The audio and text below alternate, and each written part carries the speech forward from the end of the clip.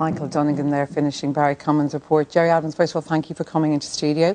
Over the decades, the last 2 decades certainly and more, we have sat in television studios together, and I've often spoken about your role in the peace process and that critically important role. But tonight we're focusing on that apology in the Dáil and the victims' families of Republican violence. Those killings there, reported on in Barry's report, they were murders, weren't they? Well, by definition, any killing of another human being by another human being is a murder, of course, and I have condemned the killing of Gardai, of the Defence Force members who were killed, and others. I don't have any hesitation about that. I was very taken by the video.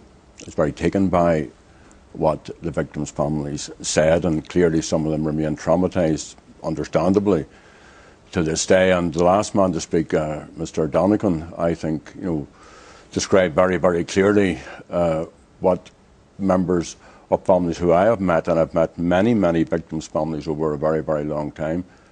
In fact, my own family had 2 family members killed, and many of my neighbours killed in the course or as a consequence of the conflict. So the point behind trying to deal with these issues is to try and bring those families to a better place in the place. Okay, let me come back in there if that's okay. You mentioned there Michael Donegan, and obviously it's 41 years since his father, Sam, was killed by the IRA. They're looking for acknowledgement by the IRA that in fact their father was a victim of the IRA and an apology. Can you give that to the Donegan family now tonight? Well, first of all, let's remember that the IRA have left the stage. No, that's not what I asked. No, I know it isn't what you asked, but you asked me for the IRA to acknowledge, could I get the IRA to acknowledge that they had killed Mr. Donegan, Gardai Donegan. So I'm making the point. I don't know who killed Gardai Donegan. It may have been Republicans, it may have been the IRA. Well, the Historical Inquiries team, just to come back in there, have categorically said they believe it was the IRA, Gerry Adams. Okay, but just, if you don't mind, Miriam, let me just articulate a position. The IRA called the cessation almost 20 years ago. Now, it broke down shortly afterwards, but it left the stage almost 10 years ago. It famously put its arms beyond use. It stood down its structures. So if we want to find out, did the IRA kill this guard officer, or indeed prison officer Stack or the other guard officer, then we need to find some way of getting to the truth. That's what we need to do. And I think we've had 2 good examples recently of how that has been achieved. One was the Savile inquiry in Derry, which was put together in such a way as... We know that. And what's the second one? And the second one is the Smithwick's inquiry. Fine. Which is investigating the killing of 2 RUC officers. But tonight, as I said at the beginning, Gerry Adams, to be fair, tonight we are discussing the victims of Republican violence. You were a senior leader within the Republican movement. These 3 families, the Donegans, the Stacks, let's take the case of Brian Stack, the prison officer, right? You heard his 2 sons there. They are looking for acknowledgement that the IRA shot their father in the back of the neck and an apology.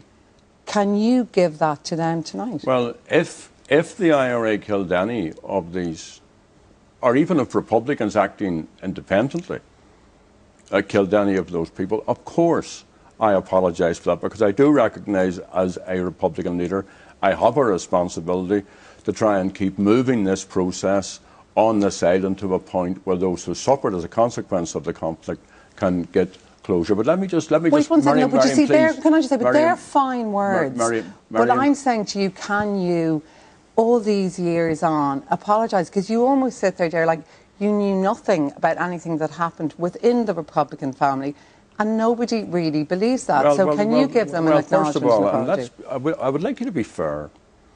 Yeah. I know nothing about the killing of these 3 individuals. One of these killings happened 43 years ago. So let's be very, very clear.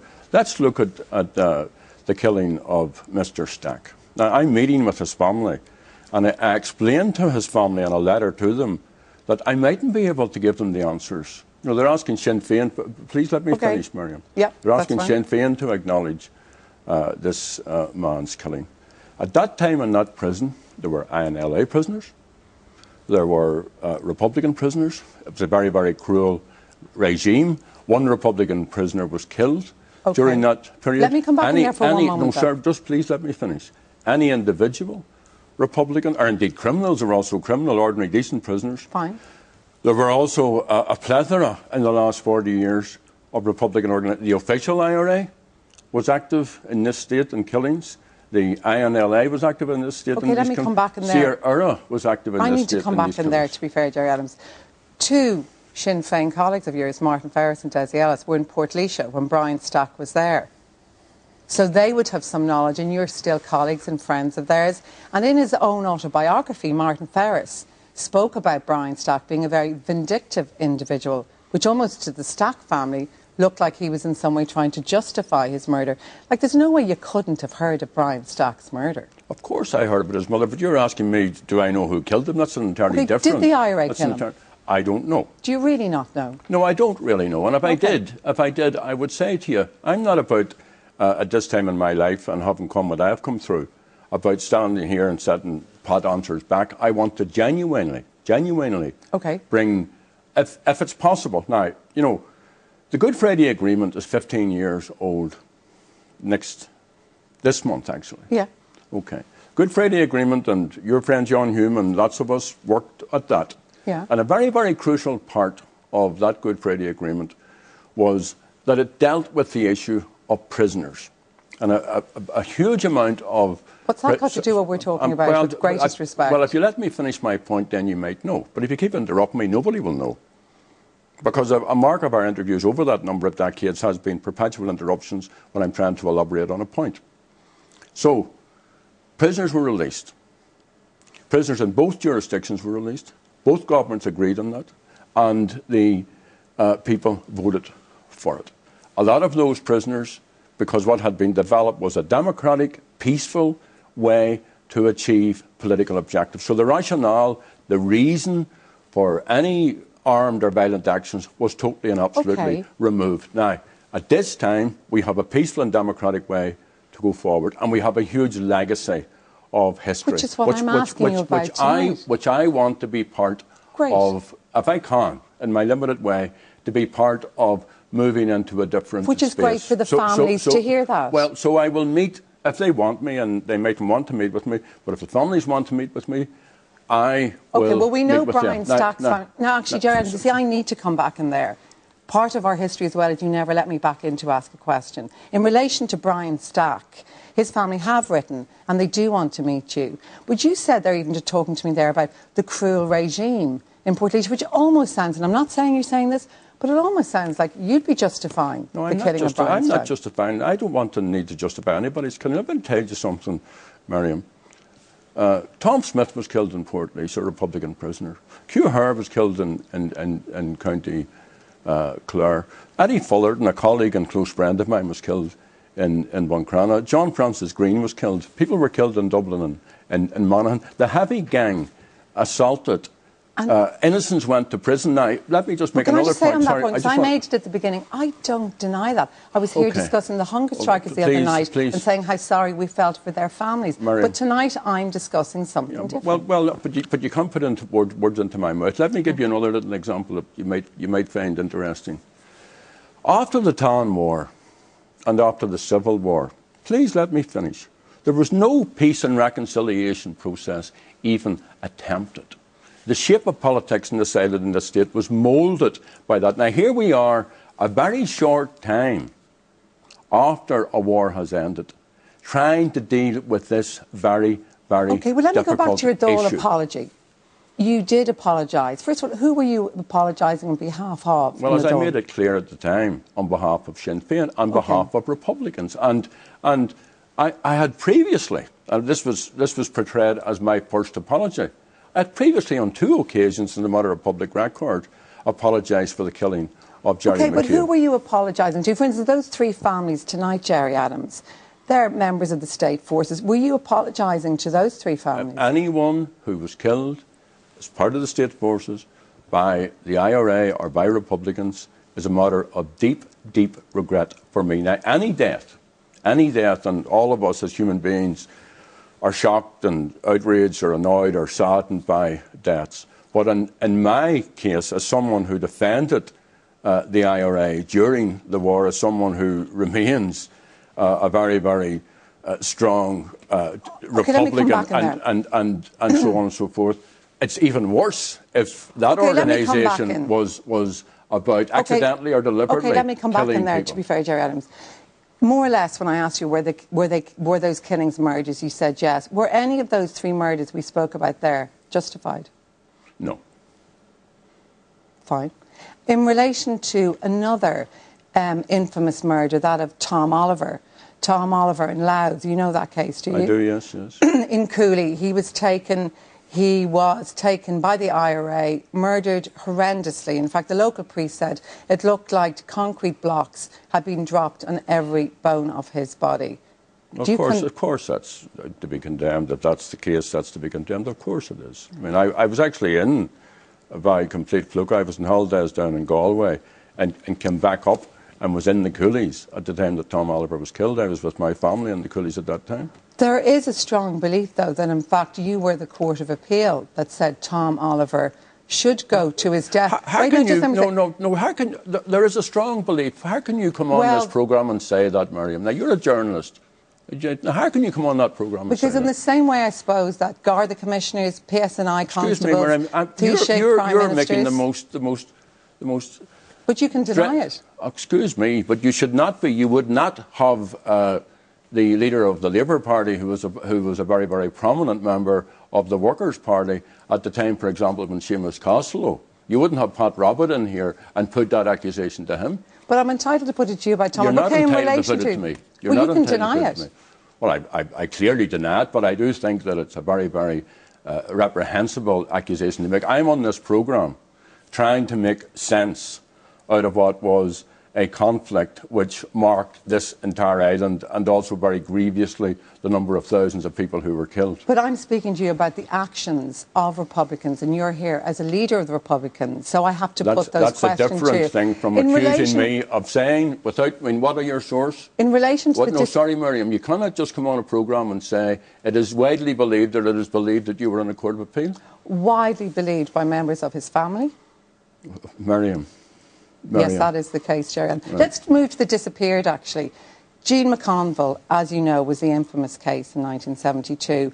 2 former colleagues of yours, including Brendan Hughes, who did say at one stage, Gerry, that he loved you, he felt so close to you. There are those great photos of you together in the maze, giving each other hugs. Both he and Dolores Price both said that you were responsible for Jean McConville's disappearance. I've answered this accusation many times. Many times. They were telling lies. Why would they lie?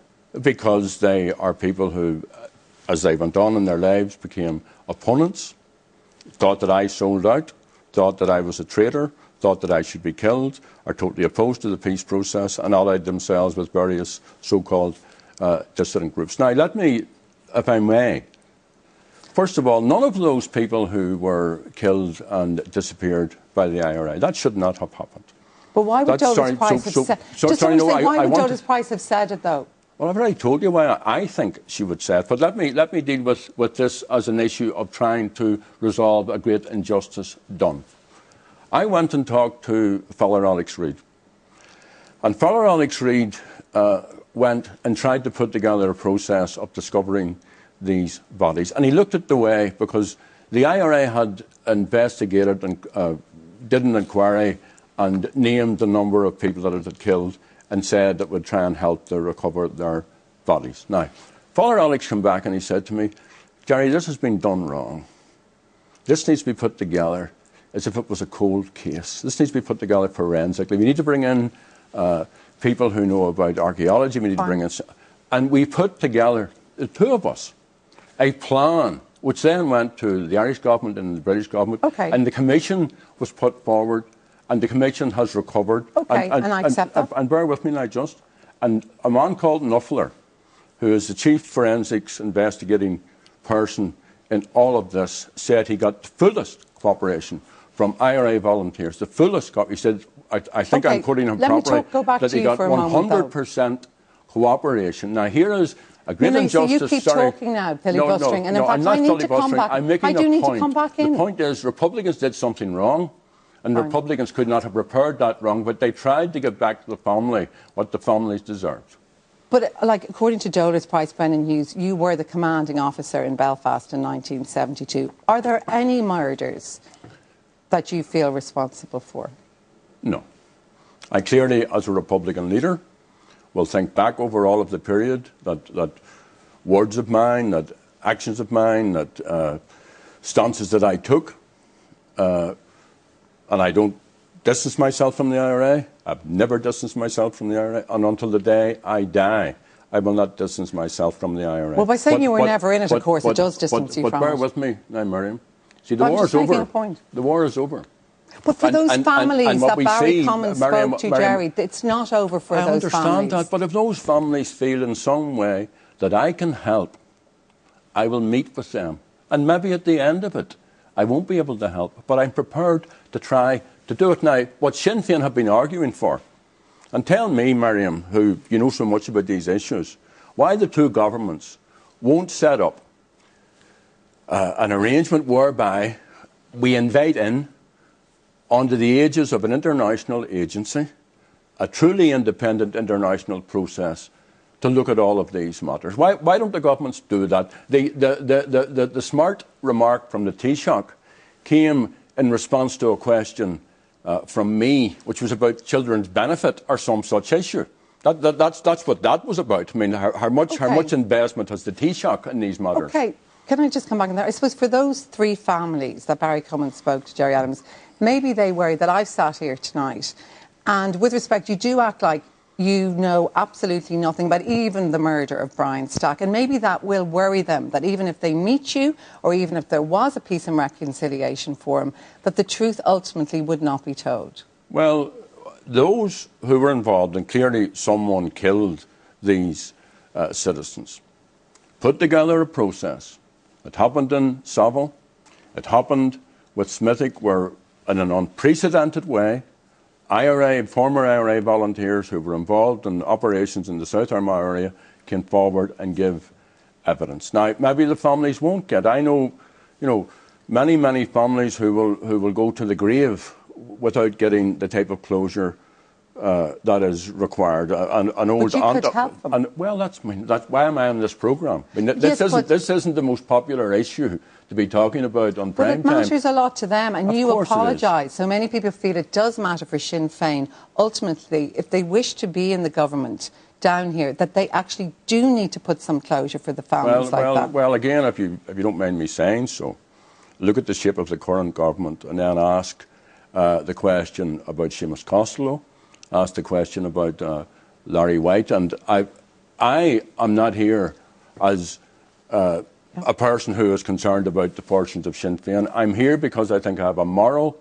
duty to try, as someone who went through the conflict, was lucky enough to survive, who was shot myself, by the way, and I tried to be killed a number of times. I want to be part of trying to sort all of this out, and never again will any person on the island of Ireland be bereaved as a result of political violence. Fair enough. You are currently the leader of Sinn Féin, but you were also, according to many people, the commanding officer in West Belfast. It was a bloody conflict on both sides. People suffered on both sides. But are you honestly saying to me tonight that there's no murder whatsoever, no death, no killing, that you feel in any way responsible for? Well, I've already answered that question. I'm not going to keep repeating my answer. But you were in the IRA. Well, I've already answered that one many times. Now, let's look back at the history of the conflict. We probably don't have the time, and you would, of course, interrupt me. But, I mean, look at all the people who politically turned their back on the North. Look at successive Dublin governments. Look at the role of British governments. All of that. I accept full responsibility for anything that I did in all of my political life. You're not denying your role in the IRA tonight? I have already denied my role in the IRA. I don't want to keep repeating. But one of the issues you said earlier on was that you talked to me many times about, I think you said about the Dáil. You mostly only bring me on this programme to talk to me about the war, Miriam. The war is over. That's actually untrue. We talk about the peace process a lot, Gerry Adams. The war is over. Except for those people who are victims and that's why and I'm their here, families. and that's why I agreed to come on this programme, and that's why I have agreed, if the families want, to meet with them, and also, and most importantly, why Sinn Féin have invested so much time because we live in communities which have suffered grievously. The video that you saw, that we both saw there, which is heartbreaking, could be repeated ad infinitum. I could take you through any street in West Belfast, and we could make a similar video. So all of those people deserve truth, and if I can help to bring truth, but I can't do it on terms which are not realistically based on what I know about these issues. Let me ask you another. What about the forgotten people? I mentioned Tom Oliver, but even Eamon Collins, who actually sat in a primetime studio with me a few weeks before he was murdered by the IRA. Do you ever worry about people like that, or feel and think about them? Or are they justifiable victims of the war? Well, first of all, I mean, what happens in war is dreadful, and you've heard me saying this a million times, that we should not seek to glamorise war. War is horrific. Now, on the killing of human... Was that murder? Was it murder? Was Eamon Collins and murder? by definition, the killing of any human being by another human being is murder. Of course it is. But you see, these actions could be carried out by individuals. But it's not all... Killings aren't always murder, to be honest. Like, I used to be a lawyer. Killings aren't always murder. What I'm saying is, I suppose the killing of Tom Oliver and Eamon Collins, informers as they were regarded, is that murder? Well, I've already answered that question, I think. And, you know, will we get out our thesaurus? Will we go through all of this? Because what war does, it legitimatizes murder. That's what war does. And people support one side or the other side in whatever they happen to do. Now, you see, the big achievement of perhaps the last century and perhaps this century has been a peace process. And that peace process is probably the most successful peace process, but it's not perfect. And of course, there are all of these legacy issues. I can't get the government here to address these legacy issues. I want the government to address these legacy issues. I can't get the British government to address these legacy issues. Martin McGuinness is pressing the issue because we come from communities, and also because we are responsible political leaders, that we appreciate that those who were killed by the side we supported are deserving of our help. As leader of Sinn Féin, you've been leader since Gareth Fitzgerald was Taoiseach. I mean, do you accept that for Sinn Féin perhaps to get into government here, Gerry Adams, you will have to cease being leader? Well, the first thing we need, Miriam, with respect, is a mandate. The second thing we need is a programme for government. Whether I'm the leader or not is very second to all of that. And please, if you don't mind me saying so, we're in government in the north, and we have a lot of catching up to do in this state with what's going on in the north, because people who were fierce opponents and all of these unanswered questions, still yet resolved, have agreed to come together to work for the good of people. So if any of those three families tonight at Barry Common's want to meet you, you will meet them. Let me finish. Don't please say something which somebody on the fringes of government will then use as a precondition. Sinn Féin has a mandate. That mandate was denied for decades, both in Section 31 terms and in other terms. Sinn Féin members and councillors were killed in the course of the conflict. So please respect those people. And if people give us a vote, and if we have a programme for government, we will be in government, not on any other basis, but that we deserve to be so because we have a mandate. And we've got to find those three families speaking to Barry Commons. I feel a responsibility. They've spoken to us. If any of those wish to speak to you, I've already made that clear. Don't feel responsible, Miriam, please. I've already said very, very clearly in my RTE speech, if you've been listening, that I was prepared to meet any families who wanted to meet with me. Gerry Adams, thank you very much for coming in tonight. Thanks, Miriam. And that is it for tonight. Thanks very much from everyone here. We'll see you again tomorrow night. Good night.